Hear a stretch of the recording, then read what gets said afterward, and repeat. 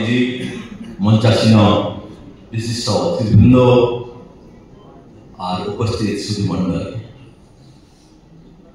আমার বাংলা একটু আমি উড়িষ্যা থেকে যদি বা বহু বছর এখানে আছি আমি বাংলায় বলছি। আমি আজকে জানতাম আমার রমেশজি নাগাতিয়ালি রমেশজি আজকে সম্বর্ধনা পাচ্ছেন, সেই জন্য আমি উপস্থিত হয়েছি। কিন্তু এইখানে এইরকম একটা ভব্য অনুষ্ঠানে এইরকম একটা মানে অনুষ্ঠানে সামিল হতে পারে আমি নিজেকে অনেক গৌরবান্বিত করছি। যা হোক আজকে এই অনুষ্ঠানে আমি যা শুনলাম আমি নিজেকে ধন্য হলাম, আমি কৃতজ্ঞ থাকলাম।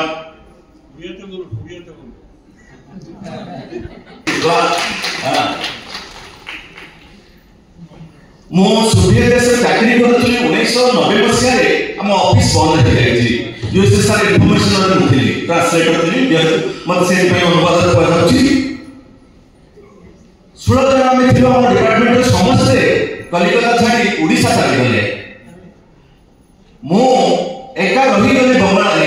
ସେତେବେଳକୁ ମୋର 15 ବର୍ଷ ଭିତରେ ଏତେ ବନ୍ଧୁବାନ୍ଧବ ହେଇଯାଇଥିଲେ, ଏତେ ସାଙ୍ଗସାଥି ହେଇଯାଇଥିଲେ କଲିକତାରେ, ମୁଁ ତାଙ୍କୁ ଛାଡ଼ି ଯାଇପାରିନଥିଲି। ମୁଁ କଲିକତା ୟୁନିଭର୍ସିଟିରେ ପଢୁଥିଲି, ମୁଁ ଏଇଠି ରାଜନୀତି କରୁଥିଲି, ଖେଳୁଥିଲି, ସବୁକିଛି କରୁଥିଲି।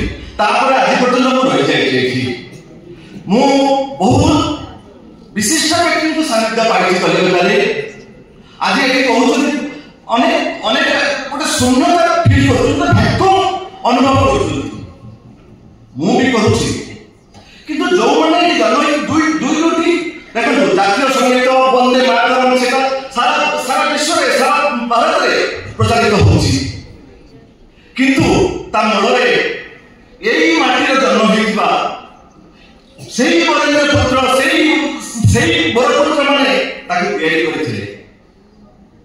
କେତେ ମହାପୁରୁଷ ନଥିଲେ, ସେ ତ ଆମକୁ ପଥ ଦେଖି ଦେଇ ଯାଇଛନ୍ତି, ଆମକୁ ମାର୍ଗ ଦେଖି ଦେଇ ଯାଇଛନ୍ତି। ତାଙ୍କର ସେ ଲିଗେସି ଅଛି, ଆମେ ତାକୁ ଫଲୋ କରିପାରିବା, ଆମେ ଟିକେ ଯତ୍ନ ନେବା, ଆମେ ତାହାକୁ ତ ଅନୁସରଣ କରିପାରିବା, ଅନୁଧାବନ କରିପାରିବା, ପୁରାଟା କରିପାରିବାନି।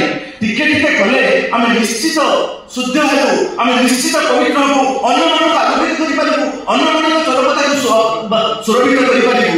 ଆମେ ସେଇଟା ଆମର କର୍ତ୍ତବ୍ୟ। ମୁଁ ଆଉ କେତେ ଜାଣିନି, ମୁଁ ତ ଏଇଠି ମୋର ପରିବେଶ, ଏଇ କଲିକତାରେ ମୋର ମାନେ ଯୋଉ 14 ବର୍ଷ କଲିକତା ଆସିଛି। ମୁଁ କେତେ ଓଡ଼ିଆ କେତେ ଦୂର ବଙ୍ଗାଳୀ ମୁଁ ଜାଣିନି, ମୁଁ ଜଣେ ମଣିଷ। ଆଉ ରମେଶଜୀ ମୁଁ ତାଙ୍କ ବିଷୟରେ ଜାଣିଲି, ସେ ବସୁଧୈବ କୁଟୁମ୍ବକ, ସେ ମାନବ ସେବା କରୁଛନ୍ତି। ତେଣୁ ମୁଁ ତାଙ୍କ ପ୍ରତି ଆକୃଷ୍ଟ ହେଲି। ତାଙ୍କର ଯୋଉ ସେବା, ସେ ଏକାଧାରରେ ଦେଖନ୍ତୁ, ସେ ଜଣେ କବି, ସେ ଜଣେ ସଙ୍ଗୀତକାର, ସେ ଜଣେ ସିନେମାକାର, ସେ ଜଣେ ସମାଜସେବୀ। ସେ କଣ ନୁହନ୍ତି ମୁଁ ଜାଣିନାହିଁ, ସେ କଣ ନୁହନ୍ତି। ସେ କୃଷକର ସେବା କରୁଛନ୍ତି, ସେ ସଫାଇ କର୍ମୀର ସେବା କରୁଛନ୍ତି, ସେ ଯବାନର ସେବା କରୁଛନ୍ତି, ମାନେ ସେବା କରୁଛନ୍ତି ସମସ୍ତ।